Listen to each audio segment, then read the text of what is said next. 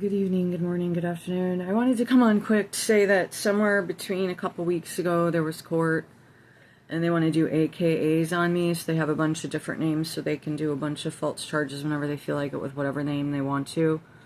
So I need to get that straightened out with my attorney, that my legal name is Heather Emily Drew, and anyone that wants to do false charges, framings, anything like that, or they need to go murder people and then blame me, whatever they're doing, they have to have my legal name that's on my ID. Is this understood?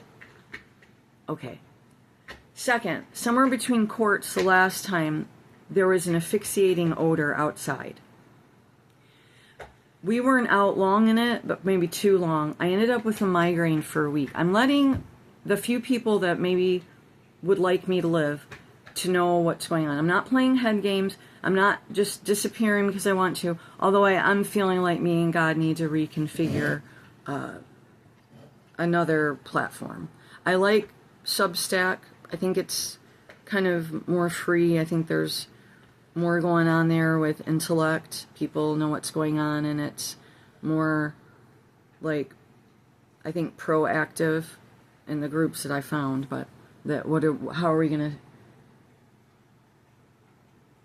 fix these things? Because that's what we're driven to do. That's our calling. Okay, so in the corruption, revealing, exposing. So I had had a migraine for a week. Other problems started to happen after this odor. It was extremely thick in the air. It wasn't a normal fire odor, and it hung. And I've had these kind of, I call them contaminations, because I end up with such bad symptoms, and then it ends up even into worse symptoms. So in essence, it feels like a poisoning. And I'm not going to come on here and explain every step of what I go through. I don't know if it's done. I don't know if it's flukish or what. It seems pretty predictable. Every time evil kind of loses a stride on me, usually there's an asphyxiation or a chemical or odor or contamination, illness, poisoning, different bullshit. But I'm coming on to just say that I am on Substack, but I haven't got it going because I really need a break. This is how me and the Lord work. We ebb and flow. We take time together in the quiet places, much more quiet. Things are not discussed. And then I give the warnings of, usually geographically speaking, it seems, is a big leading of mine. God gives me indications of need for relocation, of catastrophes. But since I am shadow banned, it kind of messes with me, because I'm like, this kind of puts me through a lot, because if I'm wrong or I've been misguided, are these warnings important? Is it of effect at all? Is it helping even one person? I mean, I was getting such strong danger in the Ozarks, all along the Mississippi, contaminations, chemicals, explosions, that it was high time, and then tornadoes, volcanoes, and that maybe there is going to be a rupture, a seizure in the earth, like an earthquake, but more of a split. Like when you see the really crazy ones down in Peru and stuff. That's what I was seeing.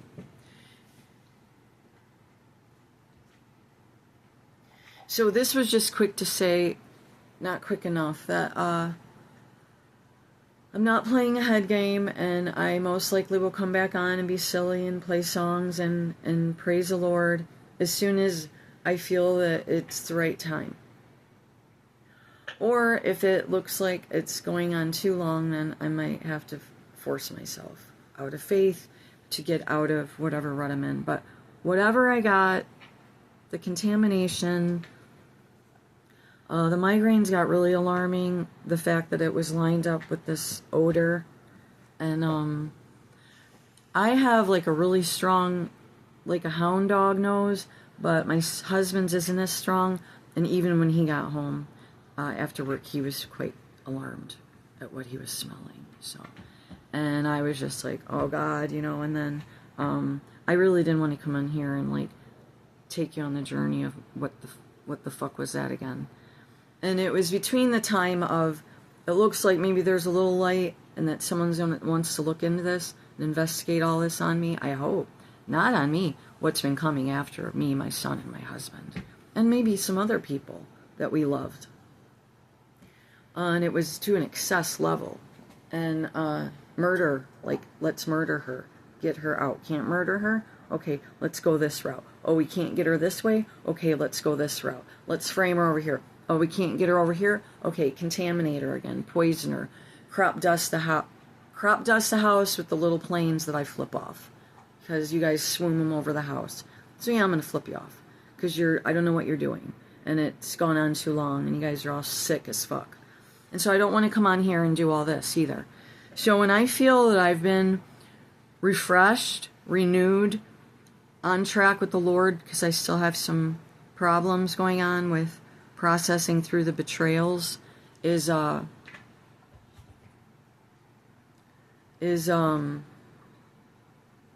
will be back. But I am going to try to get over on Substack and some other spots. I don't like the energy of YouTube anymore. It's taken a big shift the last several years, and I think I've put up with it long enough, and it's been of no use to me. They spent more time flagging my videos, people coming after me trying to say they weren't child friendly, but I didn't have them listed as child friendly. Any number of attempts. I had the T group after me, the T gender groups heavily after me. That was really weird for a minute. I think that's what really knocked my platform down. It got shoved all the way down into the dungeons of hell so that no one can ever find me again.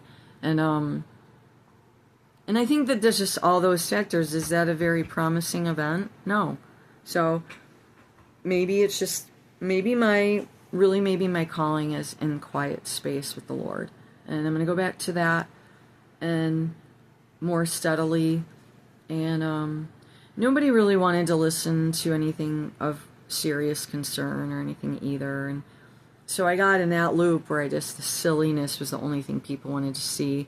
So I got trapped in that, which it was to help people come out of whatever they're in. But if I'm in something and I'm having to get out of it, then sometimes it's harder for me to be of assistance to give someone else a break. So I have to go into solitude with the Lord. And if I don't obey it, that can cause some problems. So I have to do that. Him and I have to switch things up because of the trackers. Okay? I've been tracked for over 30 years. Through the man that raised me, the woman that raised me, the older brother, maybe the sister, and this extended sister-in-law was a horrible sabotager of my life. Involved with the law, the courts, community harassment, shunning, and abuse. It got so extensive and involved, it evolved into murder for hires, police stalking us constantly, not only my husband, me, some extended friends and family, and my son. So,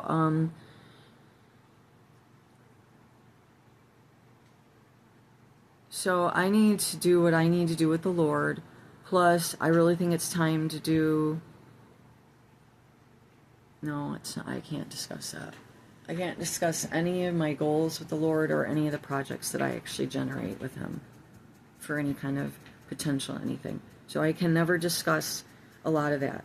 And I think I did last week about the BOOK, and that needs to just be completely on the down low. And actually, I think I'm going to pull it. I'm not going to publish it. And the thing is that it was just literally the tip of the iceberg of what I've experienced, what I've seen, what has been shared with me of other people in extreme predicaments of dealing with the governments and pedophile rings, trying to get away from them, and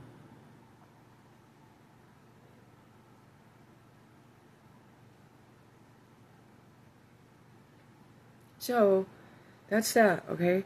Are my migraines gone? Yes. But then it went into some other problems. So it's time to rest up. And if I'm having trouble with focus, then it's time for me to take some time with the Lord.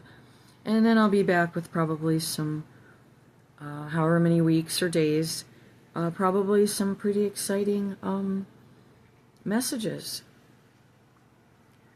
But the last ones for the last several years have kind of taken me down because I had to keep warning, and then I got threatened more, and then I got flagged more, and it was such an urgency about the warning about before they did the first pandemic, and then the warning before they were going to attempt some more, the bioweapons, and all of that. But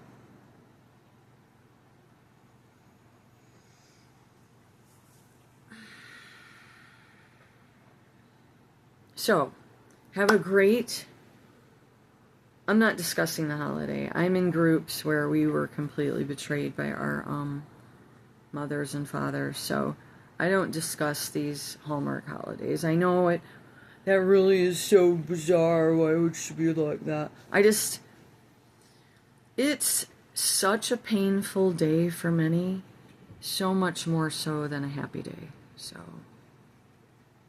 and those that have an amazing relationship with their families, awesome. Amazing relationships with their mothers and fathers, awesome. But I'm going to have to say that in the reality of the situation, that's pretty rare. So, nowadays. And if you were raised by baby boomers, or before the Depression babies, some of them were so staunch and cruel that some of us never really came back right. So, alright, you guys have a good one. Bye!